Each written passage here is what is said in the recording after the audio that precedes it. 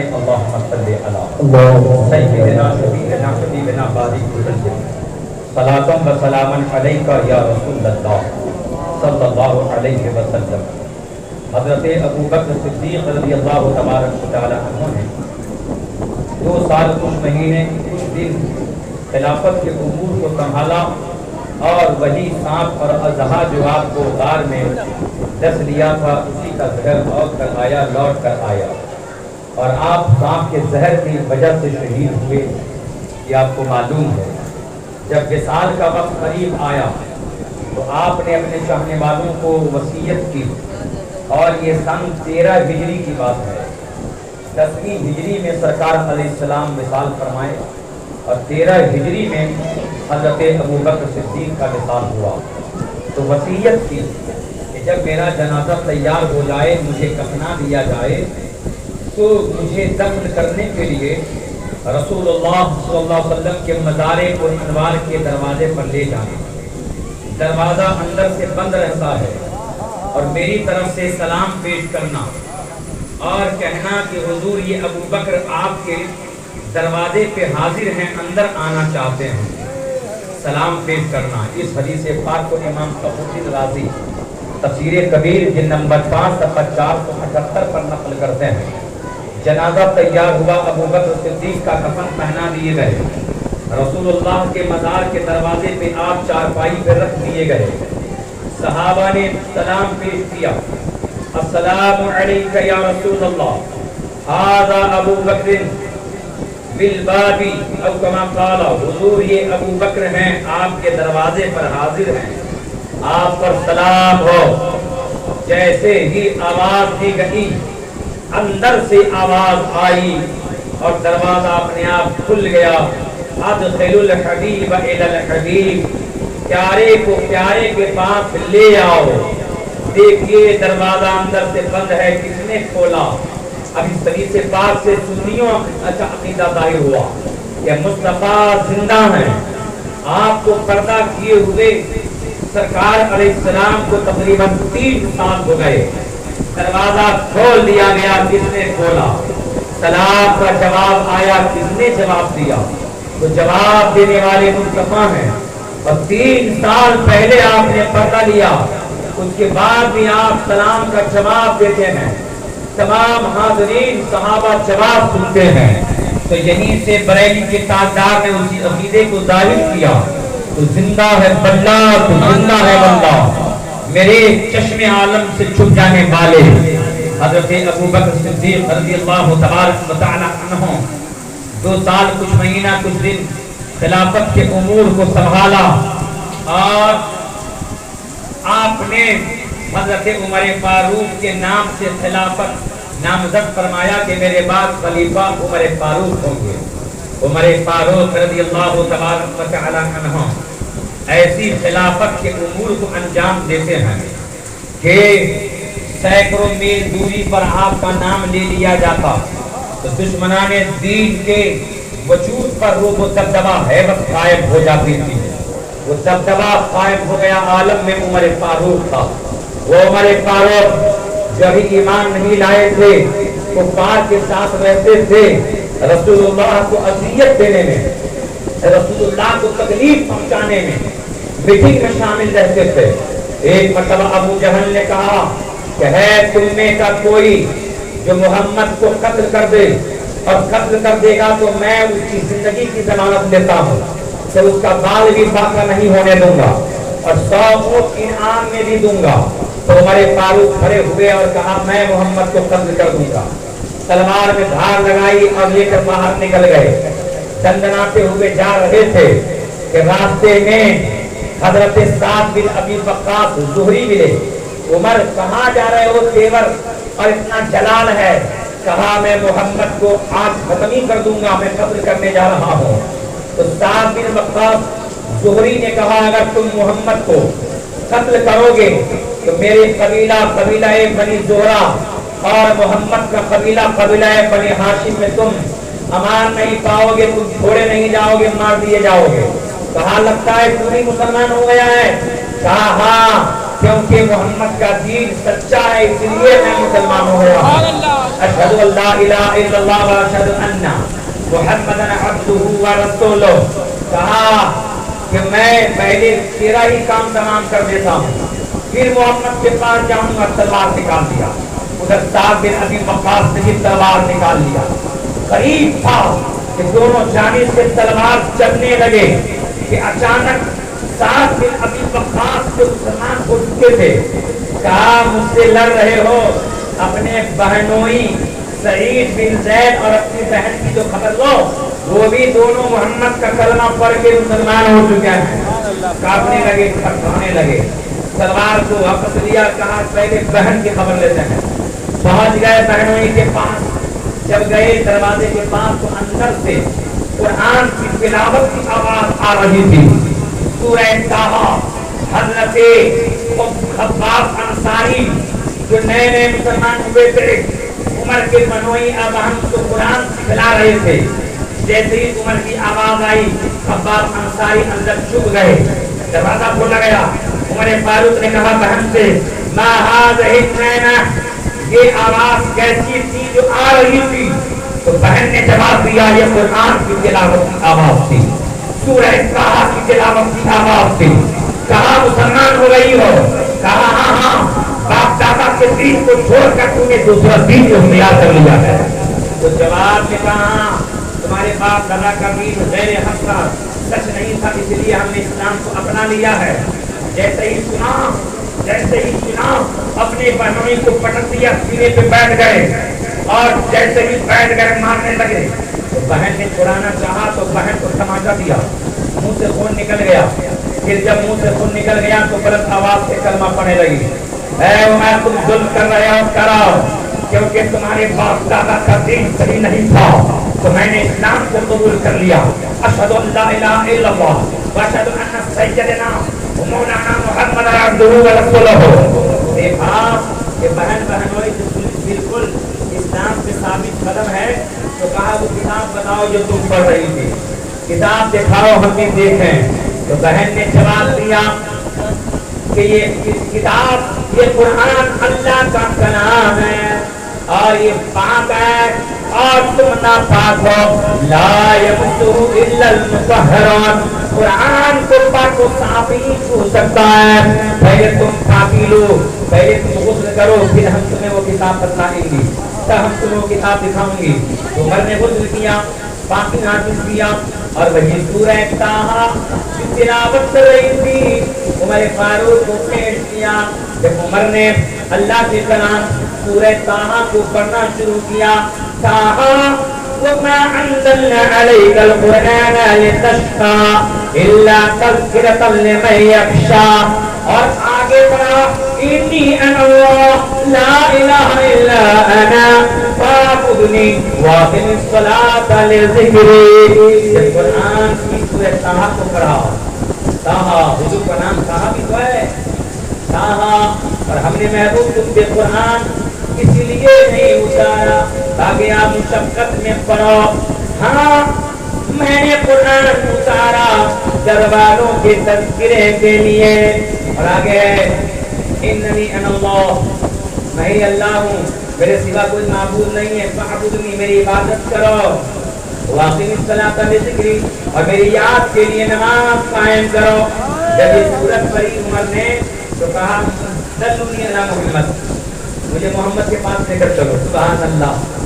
جیسے ہی حضور کے پاس آنے کی خواہش ظاہر کی, خباب انصاری جو اندر چھپے تھے ان کے ڈر سے باہر آ گئے اور کہا عمر مبارک ہو, جمعرات کو حضور نے دعا مانگی تھی, اللہم اعز الاسلام بعمر بن الخطاب او بابی جہل بن ہشام. اے اللہ اسلام کو عمر بن خطاب یا ابو جہل بن ہشام, ان میں سے کسی ایک کو مسلمان بنا کر اسلام کو طاقت دے دے, اسلام کو قوت دے دے, اسلام کو عزت و عظمت دے دے. اے عمر مجھے معلوم ہے کہ حضور نے دو لوگوں میں سے ایک کے لیے دعا مانگی تھی, تیرے لیے یا ابو جہل کے لیے. اللہ نے تیرے حق میں دعا قبول کی ہے. تو مسلمان ہونا چاہتا ہے, چلو ہمارے ساتھ. حضرت خباب اور عمر کے بہنوئی वहां लेकर चले। वहां मेरे आका अपने चचा के घर में, जो कि कोहे सफा मरवा की पहाड़ी थी, जहाँ पे हाजी चक्कर लगाते हैं, 7 मरतबा दौड़ते हैं, वहीं पे हुजूर के चचा का मकान था। वहीं पे जलवा फरमा थे, दीवाने वहाँ मौजूद थे। 45 मुसलमान हो चुके थे। 40वां नंबर उमर फारूक का था। जैसे ही देखा उमर फारूक आ रहे हैं, तलवार लिए आ रहे हैं, हमजा ने कहा अगर ये सच्चाई के साथ आ रहा है तो बेहतर है, इस्लाम लाने आ रहा है तो बेहतर है, वरना आज इसका मार देना मुश्किल काम नहीं है। जब करीब आया हुजूर थे तो मेरे आका ने उमर का हाथ पकड़ा और झटक दिया। कहा है उमर, कब तक तुम रही में कुफ्र और शिर्क में मुब्तला रहोगे, कब तक तुम हक को कबूल नहीं करोगे। उमर ने सुना, खुद ब खुद कहा अशहदु अल्ला इलाहा इल्लल्लाह व अशहदु अन्ना मुहम्मदन अब्दुहु व रसूलुहु। कलमा पढ़कर मुसलमान हो गए। 45 से 40 मुसलमान हो गए। मुसलमान होते ही अर्ज किया या रसूल अल्लाह, क्या इस्लाम हक मजहब नहीं है, क्या आप हक पर नहीं है? कहा क्यों नहीं, हम हक पर हैं। तो कहा छुप छुप के नमाज क्यों पढ़ते हैं, छुप छुप की इबादत क्यों की जाती है, छुप छुप के तिलावत क्यों की जाती है? हुजूर हक पर हैं तो अल्लाह की कसम उमर हालत कुफ्र में जहां जहां बैठता था वहां वहां इस्लाम लाने के बाद जाएगा। और फिर 40 मुसलमान एक साथ में खाने काबा के पास आए और खुल्ला नमाज पढ़ी जाने लगी और पूरे कुफ्र और अहले शिर्क के दरमियान मातम खा गया। तो उमर भी मुसलमान हो गया और लोग ऐसे फकीर हुए कि उनके मक्का में पूछना। उमर फारूक रज़ियल्लाहु तआला अन्हु की शान बड़ी बुलंद वाला है। उमर फारूक को अल्लाह ने वो मर्तबा अता फरमाया है, इस्लाम लाए 40वां नंबर आपका है। इसलिए बहुत सारे लोग 40 में से बहुत घबराते हैं। बाप मर जाए तो 40वां नहीं, माँ मर जाए तो 40वां बिदअत। और 40 का अलग ये है जो हमारे फारूक मुसलमान हो गए तो 40वां नंबर। और ऐसी उमर फारूक है कि उमर फारूक रज़ियल्लाहु तबारक व तआला अन्हु के लिए मेरे आका ने फरमाया, मिशकात शरीफ सफ़ा 558 पर है। तो मेरे आका के ऐसे साहबी जाओ जलाल वाले हैं, ऐसे जाओ जलाल वाले हैं। मर्तबा देखिए, वक्त बहुत कम था कल और 10:40 तक खत्म हो गई और आज तो बारिश तूफानी हो रही है। अल्लाह की मर्जी है, राजी रहा। कभी वो चाहता है तो ऊपर जाता है, कभी चाहता है तो बारिश को रोक देता है। और जब बारिश उतरती है तो अल्लाह की रहमत के दरवाजे खुले हुए होते हैं। ऐसे वक्त में जो दुआ मांगी जाती है अल्लाह रद्द नहीं फरमाता। अगर मुसीबत में हो तो बारिश के वक्त दुआ मांगो, अगर तंगी में हो तो बारिश के वक्त दुआ मांगो, बीमारी में हो तो बारिश के वक्त दुआ मांगो, क्योंकि बारिश तभी होती है जो रहमत के दरवाजे खुले हुए होते हैं। बहुत सारे इलाकों में जब बारिश शुरू होती है तो बंदे हाथों को उठाकर आसमान की जानिब देखकर रब से गिड़गिड़ा के दुआ मांगते हैं तो दुआ मकबूल हो जाती है। ऐ दीवाना ऐ मुस्तफा, नबी के सहाबी की शान देखो, उमर फारूक की शान देखो, उनकी अजमत का मुलाहिजा करो। उमर फारूक के लिए मिशकात करे सफ़ा 558 पर हदीस पाक है, लौ काना बादी नबीयुन लकाना उमर इब्न खत्ताब।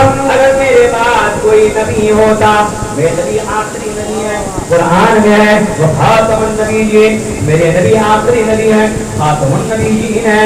अल्लाह ने नबूवत का दरवाजा आप पे बंद कर दिया। 1,24,000 या 2,24,000 कमोबेश नबी आए, हमारे नबी आखिरी नबी है, उनके बाद कोई नबी नहीं आने वाला है। कोई अगर अकीदा बताए कि नबी के बाद भी कोई नबी आ सकता है, जैसे कि वहाबी देवबंदी का इमाम कासिम नानोतरी अपनी किताब तहजीरुन नास में लिखता है कि अगर बिलफर्ज हुजूर के पास भी कोई नबी आ जाए तो हुजूर ही आखिरी नबी होंगे। इसलिए तो हम कहते हैं कि वहाबियों देवबंदियों को अक्ल नहीं है, खुदा जब छीन लेता है तो अक्ल छीन लेता है। अरे जब हुजूर के बाद भी कोई नबी آئے گا تو حضور آخری نبی کیسے ہوں گے؟ جو آئے گا وہ نہ آخری ہوگا. مگر یہ پاگلوں کی جماعت ہے, یہ وہابی دیوبندی کی جماعت, جہنم میں جانے والے کی جماعت ہے. پہلے اللہ نے ان کی عقل کو قبض کر دیا, اس لیے حقوات کرتے ہیں, لکھتے ہیں اگر بالفرض کوئی نبی آ جائے تو نبی آخری نبی ہوں گے. اللہ اللہ یہ بدعقیدگی ہے. ایسا عقیدہ لکھنا اور ماننا کفر ہے, اسلام سے خارج کرنے والا ہے. اس لیے اعلیٰ حضرت نے جواب دیا کہ کافروں کی جماعت ہے, اور تصدیق لی تو مدینہ شریف مکہ شریف کے 300 علماء اور بزرگوں کی مہر بھی لگوا دی. یہ مسلمانوں کی جماعت نہیں, یہ دین کے دشمنوں کی جماعت ہے. تو میرے نبی کو اللہ نے آخری نبی بنایا, اور حضور فرماتے اگر مان لو میرے بعد بھی کوئی نبی بن کر آتا تو نہ ابو بکر ہوتے, نہ عثمان بن کر آتے, نہ علی بن کر آتے. میرے بعد اگر نبوت کا دروازہ کھلا ہوتا نبی آتے رہتے, لکانا باقی نبی ہو. اگر میرے پاس کوئی نبی آتا لکانا عمر بن الخطاب تو میرے بعد عمر بن خطاب نبی بن کر آتا. اور اس سے ذہن مل گیا کہ عظمت عمر بہت بلند و اعلیٰ ہے, شان فاروق کی بلندی بہت ہے. اگر کوئی نبی بن کر آتا نبی کے بعد میں تو عمر فاروق نبی بن کر آتے. اور ایسے جلال والے ہیں کہ گڑبڑ لوگ دیکھ کے راستہ کاٹ دیا کرتے تھے. منافق دیکھ لیتے عمر آ رہے ہیں تو 36 کوس کو ہی بھاگا کرتے تھے. جنات بھی جو سرکش ہوتے تھے, جو لوگوں کو پکڑ لیتا ہے اب بندہ پھر ملاتا رہتا ہے, شرکت جنات بھی عمر فاروق کو دیکھ کر راستہ کاٹ دیا کرتے تھے. اور میں نے بہت پہلے محرم کی تفصیل میں بیان کیا ہے کہ کئی مرتبہ جنات کے پہلوان صبح صبح کسی صحابی کو مل گئے, چیلنج دیا کہ دم ہے تو لڑو. تو ایک صحابی نے پٹک دیا زمین پر, سینے پہ بیٹھ گیا, پھر وہ دامن کو جھاڑ کر اب کی بار لڑو. پھر دوبارہ پکڑ کے ایک صحابی نے جنات کے پہلوان کو شیطان کو پٹک دیا, ایک بار نہیں کئی بار پکڑ کر کے منہ کو رگڑ دیا. لوگوں نے پوچھا وہ کون راوی ہے؟ تو راوی کہتے ہیں عمر فاروق کے علاوہ اور کون ہو سکتا ہے جو ابلیس کو پٹک سکے, جو جنات کے پہلوان کو پٹک سکے؟ عمر فاروق کے سوا کون ہو سکتا ہے؟ تو میرے نبی اسی عمر کے لیے فرماتے ہیں مشکان شریف صفحہ 558 پر ہے, انی لانظر الی شیاطین الجن والانس قد فروا من عمر بن الخطاب. میں دیکھ رہا ہوں کہ جنات کے شیطان اور انسان کے شیطان عمر کو دیکھ کر یہ راستہ بدل لیتے ہیں. میرے نبی نے خود دیکھا کہ جناتی شیطان بھی راستہ کاٹ دیتا ہے اور انسانی شیطان بھی راستہ کاٹ دیتا ہے. وہ حیرت ہے عمر فاروق کی. اور سنیے ایسی عظمت ہے عمر فاروق کی. اس روایت کو امام حاکم نے اپنی بڑی مشہور زمانہ کتاب المستدرک علی الصحیحین جلد نمبر 3 میں لکھتے ہیں کہ قیامت ہوگی اور حساب و کتاب ہوگا. اول ما يعانقه يوم القيامة الحق عمر, اول من يعانق الحق يوم القيامة عمر, واول من يساقط الحق يوم القيامة عمر. سب سے پہلے قیامت میں حق جس سے معانقہ کرے گا عمر فاروق ہوں گے, اور سب سے پہلے قیامت میں حق جب مصافحہ کرے گا تو عمر فاروق سے مصافحہ کرے گا. اللہ اللہ, قیامت میں سب سے پہلے حق معانقہ کرے گا عمر فاروق بھی کرے گا, حق مصافحہ کرے گا تو پہلے عمر فاروق بھی کرے گا. یہ شان ہے عمر فاروق کی, یہ بلندی ہے عمر فاروق کی. عمر فاروق کے جاؤ جلال کا یہ عالم ہے کہ مصر میں دریائے نیل ہے, دریائے نیل اور دریائے فرات یہ دونوں جنت سے بہ رہے ہیں. یہ دنیا کی بارش کا پانی نہیں ہے بلکہ ان کا کنیکشن جنت کے نہروں سے ہے. 4 نہریں جنت میں ہیں, 2 کا کنیکشن دنیا میں ہے. ایک مصر میں دریائے نیل ہے, ایک عراق میں دریائے فرات ہے جہاں پہ کربلا بھی کنارے میں واقع ہے. یہ دونوں دریا جنتی دریا ہے.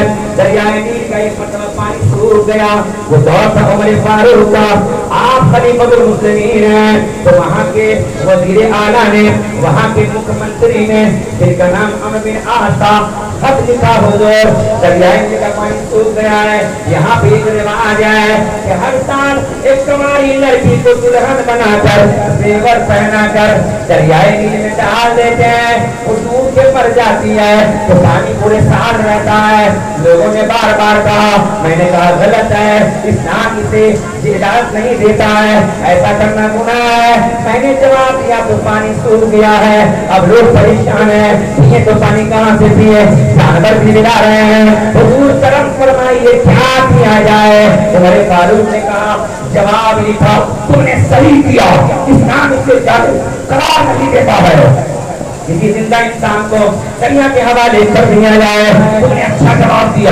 اور میرا ایک خط اور ساتھ میں ہے, یہ خط بھی دریائے نیل میں صبح رات سے پہلے رات میں ڈال دینا. دریائے نیل کے لیے خط الگ تھا, وزیر کے لیے الگ تھا.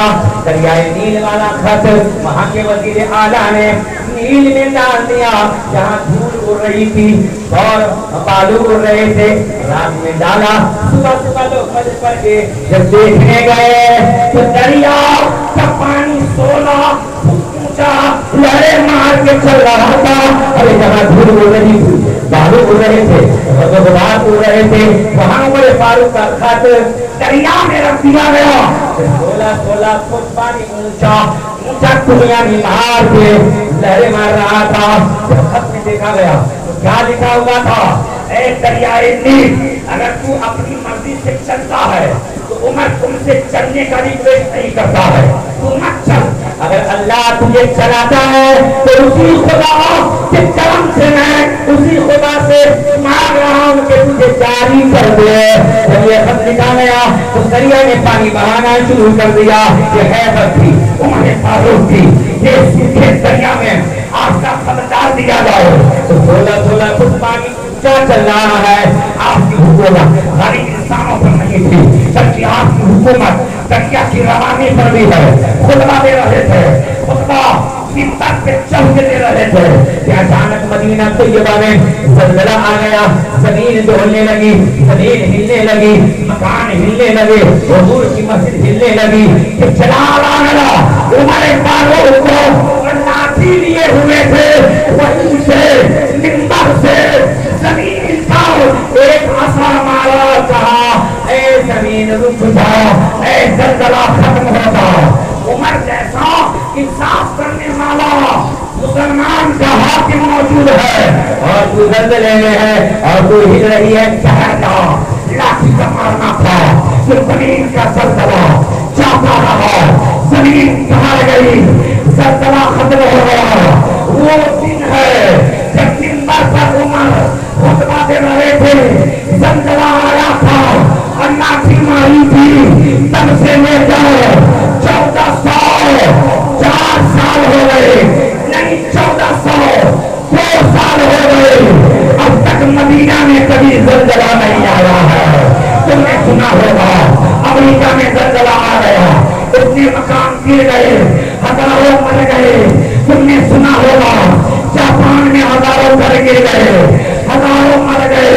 تم نے سنا ہوگا ترکی میں زلزلہ آیا, ہزاروں مکان گر گئے, ہزاروں مر گئے. عمر فاروق ایک بار زمین سے کہہ دیا زلزلہ آنا نہیں تو 1400 سال کے بعد بھی مدینہ میں آج تک زلزلہ نہیں آیا ہے. وہ عمر جس کے آقا پہ شہدا سحر وہ خدا کو تو حضرت پہ لاپا.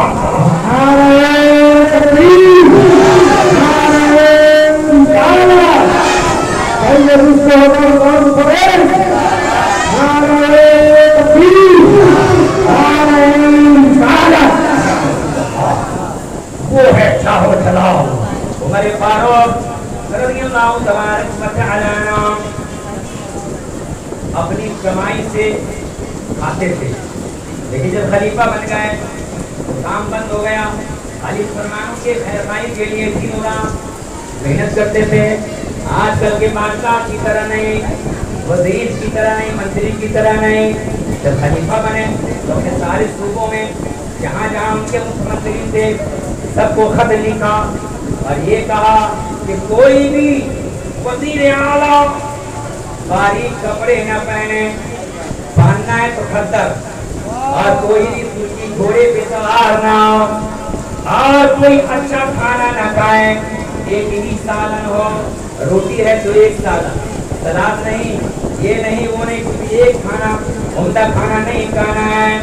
اور سب کو کہہ دیا کہ کسی کے دروازے سے کوئی مجبور آئے تو اسے روکنا نہیں. فریادی فریاد لائے, اے میرے تمام وزیروں میرا حکم ہے, اور کوئی دروازے کا دربان نہ رکھے, آنے والے کوئی روکے نہیں, دروازہ کھلا ہوا ہونا چاہیے. یہاں تک کہ عمر فاروق کے ذریعے سے ہی دنیا کی حکومتوں نے حکومت کرنا سیکھا ہے. عمر فاروق ہی سب کی جانچ کراتے تھے. آج جو سی ڈی آئی ہے, ایڈی ہے, بنا ہے, یہ نقل ہے فاروق اعظم کی حکومت کی. جب کسی کو کسی صوبے کا وزیر بناتے تھے تو پہلے روز یہ چیک کر لاؤ, تمہارے پاس کمرے کتنے ہیں, تمہارے پاس کپڑے کتنے ہیں, تمہارے پاس سونا کتنا ہے, تمہارے پاس چاندی کتنا ہے, تمہارے پاس بستر کتنا ہے, تمہارے پاس سامان کتنا ہے. پہلے لسٹ لیتے تھے تاکہ بعد میں اگر مال بڑھے گا تو پوچھیں گے ایک ہی مکان تھا, 4 کہاں سے آ گیا, سکہ 100 تھا تو 1 لاکھ کہاں سے آ گیا, سواری ایک ہی تھی 10 کہاں سے آ گئی, کپڑے 5 ہی تھے تو 500 کیسے آ گئے. وزیر بنانے کے پہلے لسٹ مانگتے تھے اور ہر سال انکوائری کرتے تھے. اب تمہارا مال کتنا ہے لکھ کر دو, اور جانچ کرواتے تھے. یہاں تک کہ بڑے بڑے صحابی سعد بن ابی وقاص جن کو نبی نے جنتی ہونے کا مجدد دیا تھا, اشرف وبشرہ میں سے جب ان کا حساب لیا تو مال بڑھ گیا, تو ان کے 2 مال کے 2 حصے کر دیے, آدھا دے دیا, آدھا اللہ کی راہ میں خیرات کر دیا. وزیروں کے لیے کام ہوتا تھا, مسلمان کے لیے سوچا کرتے تھے. تو لوگوں کو بنایا کہ اے لوگوں, میں پہلے محنت کی کمائی چاہتا تھا, کچی اینٹ بناتے تھے, مدینہ کے میدان میں جا کر اینٹیں بنا کر بیچا کرتے تھے.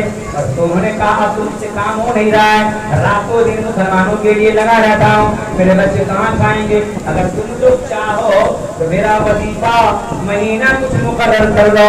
تو تمام صحابہ نے مل کر جتنا ضروری تھا مقرر کر دیا.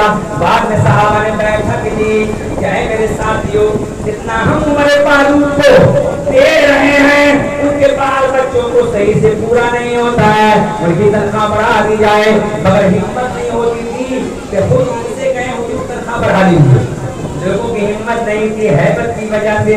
تو ان کی بیٹی ام المومنین حضرت حفصہ سے کہا اپنے ابا سے آپ پرچی لگائیے کہ سب کی رائے ہے کہ آپ کی تنخواہ بڑھا دی جائے. ان کی شہزادی جب بولنے گئی جلال میں آ گئے, کس نے کہا کہ میری تنخواہ بڑھا دی جائے, بتاؤ تو میں سزا دوں گا. آج ہمارا حال یہ ہے, 8,000 تنخواہ ہوتی ہے تو محلے میں وہاں میلہ مچا دیتے ہیں, 15,000 تنخواہ ہے تو رونا روتے ہیں. وہ میرے پاؤں جن کو تنخواہ بڑھانے کے لیے کہا گیا تو جلال میں آ گئے, ان کی زندگی سے جینا سیکھو, ان کے رہن سکن سے جینا مرنا تم سیکھو. عمر فاروق رضی اللہ تعالیٰ عنہ مدینہ شریف کے میدان میں اینٹیں بناتے تھے اور اسے سر پہ لاکھ لاکھ کے بیچا کرتے تھے. یہاں تک اتنا آپ نے بوجھ اٹھایا تھا کہ سر کے بال آپ کے جھڑ گئے تھے. ایک بار اینٹ بنا رہے تھے, دوپہر کا وقت تھا اور دھوپ کی بڑی شدت تھی, تو آپ کی پیٹھ جلنے لگی, آپ کی پیٹھ جلنے لگی. تو آپ کا جلال و ہیبت دیکھیے, آپ نے اپنے سر کو اٹھایا, سورج کو دیکھ لیا تو سورج بھی ہیبت عمر کو برداشت نہ کر سکا, فوراً چہرہ چھپا لیا, اندھیرا چھا گیا. خیال آیا کہیں لوگ گمراہ نہ ہو جائیں کہ قیامت آ گئی ہے. کہا سورج واپس آ جا, واپس آ جا. یہ ہے جلال و ہیبت عمر فاروق. سورج کو دیکھیں تو ڈوب جائے, سورج سے کہتے تو اڑ جائے. حکومت خالی انسان پر نہیں ہے, دریا کی روانی پر ہے. خالی حکومت لوگوں کے دلوں پر نہیں ہے بلکہ زمین پر بھی ہے، آسمان کی طرف چمکنے والے آفتاب پر بھی ہے۔ ایسی حکومت کر گئے عمر فاروق رضی اللہ تعالی عنہ، اور 10 سال تک حکومت کی، 10 سال تک حکومت کی۔ 23 ہجری میں آپ کو ابو فیروز نے حملہ کر کے فجر کے وقت میں تلوار چلایا، پھر کن پٹی کٹ گئی گردن تک، یہاں تک کہ مسلح پہ آپ گر گئے تو لوگوں نے آپ کو بعد میں چھپایا کیونکہ فجر کی نماز کا وقت تھوڑا بچا تھا۔ تو خلیفہ المسلمین مسلح پہ پڑے ہیں، پیچھے سے ایک صحابی عبد الرحمن بن عوف گئے اور اللہ اکبر کہہ کے 2 رکعت فجر کی نماز پڑھائی، چھوٹی سی سورت تلاوت کی، پھر صحابہ نے عمر فاروق کو اٹھایا اور گھر لے کر گئے۔ ایک ہمارا آپ کا حال ہے، اگر ایک چڑیا آ جائے سب میں یہ ہوتا ہے ہمارے یہاں مسجدوں میں، صبح گھس جائے تو دھڑکن مچ جاتی ہے۔ یہاں مسلمانوں کا امام زخمی ہو کر مصلی کے پاس لیٹا ہے، لیکن نماز کا اہتمام کیا جا رہا ہے، نماز کا خیال کیا جا رہا ہے۔ عمر فاروق کا عالم ہے، جب وہاں میں آنکھ کھولی تو پوچھا اے لوگوں بتاؤ فجر کا وقت باقی ہے یا نہیں ہے، بتاؤ فجر کا وقت بچا ہے کہ نہیں بچا ہے؟ کہا لوگوں نے بچا ہے۔ پہلے ان کے منہ میں نبیذ ڈالی گئی تو سر سے بہ گئی، دودھ ڈالا گیا تو سر کے کفی سے بہ گیا۔ ایسے عالم میری عمر ہے، فجر کی نماز پڑھنا چاہتے ہیں، اللہ اکبر کی نماز کی پابندی ہے۔ مسلمانوں سوچو ذرا برابر بخار چڑھ جاتا ہے تو آپ تو آپ ہے، ہمارے امام بھی گھر سے نکلتے نہیں ہیں، ذرا برابر سردرد ہونے لگے تو ہمیں امام بھی جماعت کو چھوڑ دیتا ہے۔ یاد رکھو جب تک کہ کوئی مجبوری نہ ہو نماز چھوڑنا گناہ ہے۔ عمر فاروق کا سر کٹ گیا ہے، دودھ منہ میں ڈالتے ہیں سر سے نکل جاتا ہے، کھجور کا پانی منہ میں ڈالتے ہیں تو سر سے نکل جاتا ہے، پھر بھی نماز کا اہتمام کر رہے ہیں۔ کہا لوگوں میں کھڑا نہیں ہو سکتا، اے لوگوں بیٹھ نہیں سکتا، سر کو ہلا نہیں سکتا، تیمم کرا دو اور میرے سر کو قبلہ کی جانب گھما دو تاکہ عمر جاتے جاتے 2 رکعت فجر بھی پڑھ لے۔ یہی درس کبھی کے غلام نے دیا ہے، یہی درس عمر فاروق نے دیا ہے، یہی سبا کربلا کے امام نے شہید اعظم نے دیا ہے کہ نماز کسی حال میں مت چھوڑنا، نہ کعبہ میں نہ بیت اللہ کی دیواروں کے سائے میں نماز عشق ادا ہوتی ہے۔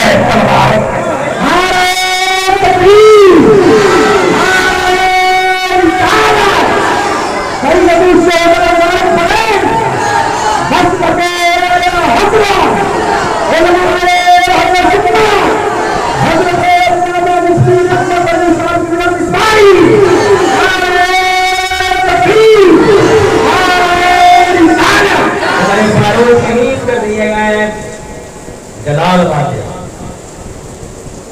انہیں دشمن مارنے کے لیے تاک میں لگے رہتے تھے، بڑا ڈر ہے جب تک یہ رہے گے۔ ایک دشمن آیا تلوار لے کر دور سے آیا مارنے کے لیے، تو آپ جو ہے لیٹے ہوئے تھے، کہا بڑا اچھا موقع ہے، تیر نہیں مار دیں گے، لیکن جیسے ہی تلوار لے کر آگے بڑھا عمر فاروق کا جلال والا چہرہ دیکھ کر وہ تلوار لے کر زمین پہ گر گیا۔ وہ کیا سوتے ہوئے عمر کا یہ عالم ہے، سوئے ہوئے عمر فاروق کی ہیبت کا یہ عالم ہے، جب بیدار رہتے تھے تو کیا عالم ہوا کرتا تھا۔ اللہ اکبر، وہ عمر فاروق جاؤ جلال والے 10 سال تک حکومت کی اور 23 ہجری میں شہید ہو گئے، اور دنیا کو سبق سکھانا کہ حکومت ایسے کی جاتی ہے۔ رات بھر نہیں سوتے تھے، گشت لگایا کرتے تھے، غریبوں کا خیال کیا کرتے تھے، کوئی عورت مصیبت میں ہے تو فریاد سنا کرتے تھے، یہاں تک کہ ایک عورت پوچھ رہی تھی، عمر فاروق نے ان کا کام بھی کیا، بوجھ بھی اٹھایا، اور کہہ رہی تھی کہ ایک عمر ہے جو کوئی کام ہی نہیں کرتے ہیں۔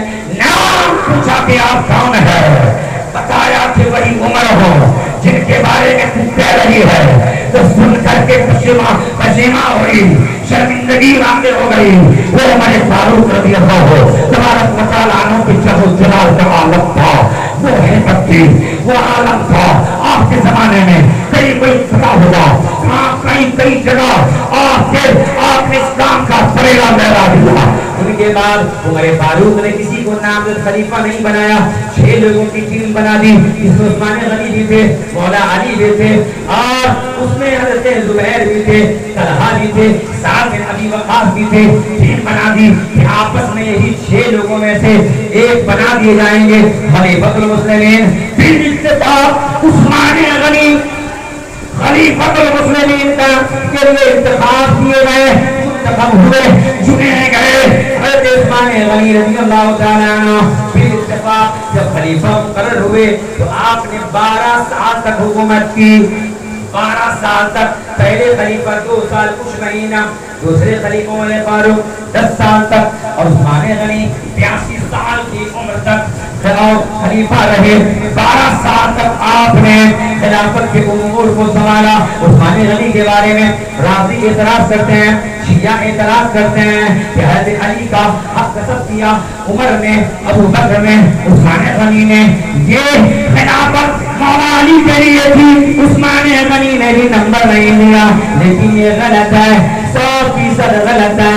چنانچہ حدیث پاک میں ہے کہ مولا علی سے کسی نے پوچھا کہ آپ کا حق تھا، پہلا نمبر آپ کا تھا، اور عثمان غنی کے وقت میں بھی آپ کا ہی حق تھا، تو آپ کو لوگوں نے چنا نہیں، عثمان غنی کو چن لیا۔ انہوں نے کہا غلط ہے، مولا نے خود کہا غلط ہے، بلکہ سب سے پہلے مجھ کو کہا گیا تھا، سعد بن ابی وقاص نے کہا تھا میں آپ کی بیعت کرتا ہوں اللہ کے کلام قرآن اور حضور کی سنت اور دونوں خلیفہ کی سنت پر، کہ اسی طریقے پہ حکومت کریں گے، کتاب اللہ کے طریقے پر، حدیث مصطفیٰ کے طریقے پر، عمر فاروق کے طریقے پر، ابو بکر کے طریقے پر۔ تو مولا علی کہتے ہیں میں یہ کر نہیں پاؤں گا، جب میں نے انکار کر دیا تھا تب سب نے عثمان غنی کے ہاتھ پہ بیعت کی تھی۔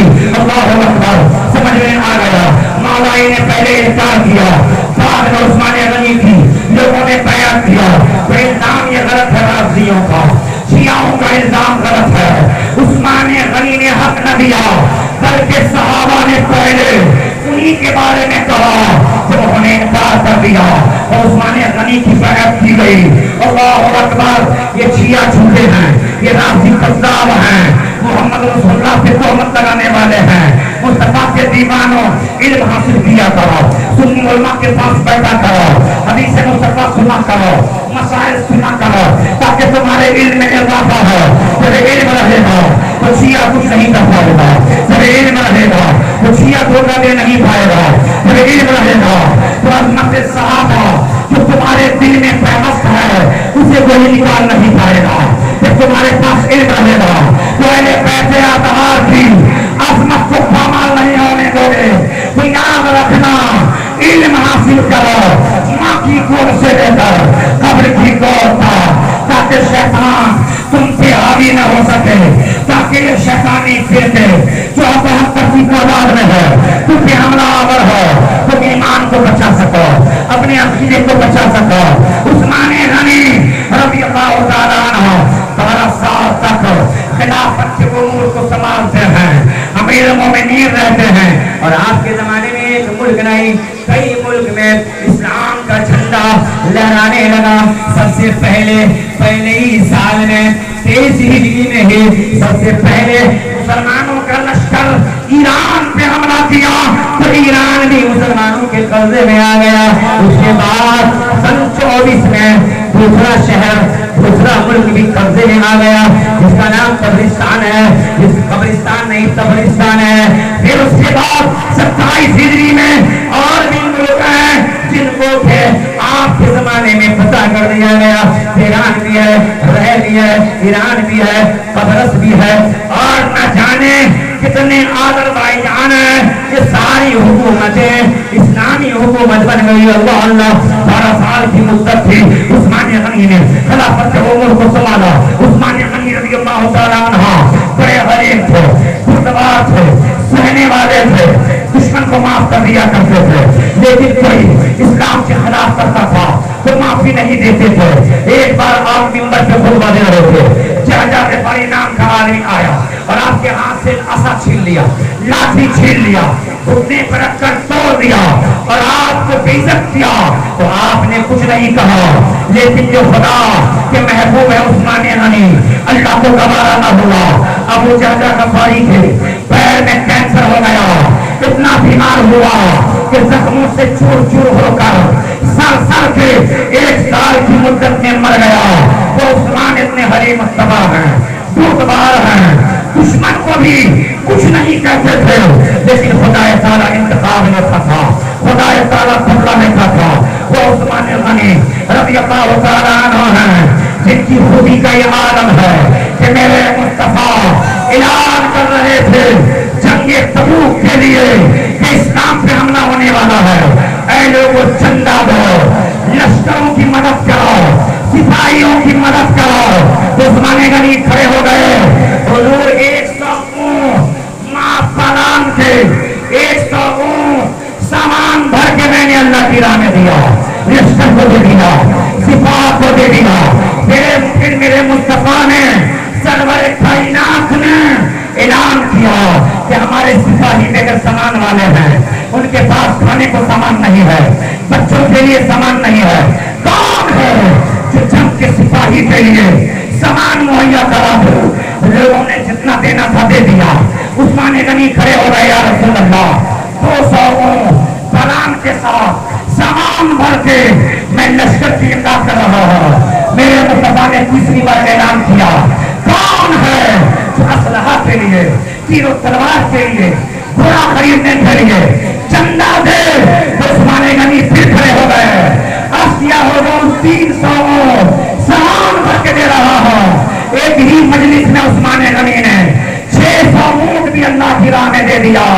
اور دوسری حدیث پاک میں ہے کہ 4.5 کلو سونا دوڑ کر گئے اور اپنے دامن میں 4.5 کلو سونا جو 1000 سکے کی شکل میں تھا نبی کے قدموں میں ڈال دیا۔ اور میرے مصطفیٰ سکے کو الٹ رہے ہیں، پلٹ رہے ہیں اور کہہ رہے ہیں عثمان اس کے بعد جو بھی کرے گا اسے کوئی نقصان نہیں پہنچنے والا ہے، کیونکہ ایسا کام کر دکھایا ہے۔ ایک اونٹ اس زمانے میں ذبح کرنے کے لائے کم سے کم 1 لاکھ کا آتا ہے۔ 1 لاکھ سے کم کا اونٹ لوگے تو قربانی کے لائق نہیں رہتا ہے۔ تو یاد کرو، حساب لگاؤ، کاغذ قلم سے لکھ لو، 1 اونٹ 1 لاکھ کا آتا ہے۔ تو عثمان غنی نے ایک ہی بار میں 600 اونٹ دیا۔ بتاؤ کتنے کروڑ کا چندہ ہے؟ 1000 سونے کا سکہ بھی دیا، وہ 4.5 کلو یا 4.5 کلو کے وزن کے برابر ہے۔ بتاؤ، مال تو سب کے پاس میں ہے مگر دینے کا دل سب کے پاس نہیں ہوتا ہے۔ اس لیے اللہ سے دولت مانگو، عام دولت مت مانگو، ایسی دولت مانگو جو عثمان غنی جیسی دولت ہو، کہ ضرورت پڑے تو غریب کو دے دو، ضرورت پڑے تو مسکین کو دے دو، ضرورت پڑے تو بیوہ کو دے دو، ضرورت پڑے تو طلبہ کو دے دو، معرفہ میں دے دو۔ ایسی دولت ہونی چاہیے، کیونکہ دولت وہی اچھی ہے جو اللہ کے راہ میں خرچ کی جائے، ورنہ دولت کا حساب بڑا سخت ہونے والا ہے، بڑا مشکل حساب ہونے والا ہے۔ اے سنیوں، یہ کربلا والوں کا جلسہ ہے، یہ شہدائے کربلا کی یاد میں محفل منعقد ہے اور بارش کا مہینہ ہے، چندہ تک نہیں ہوا ہے اور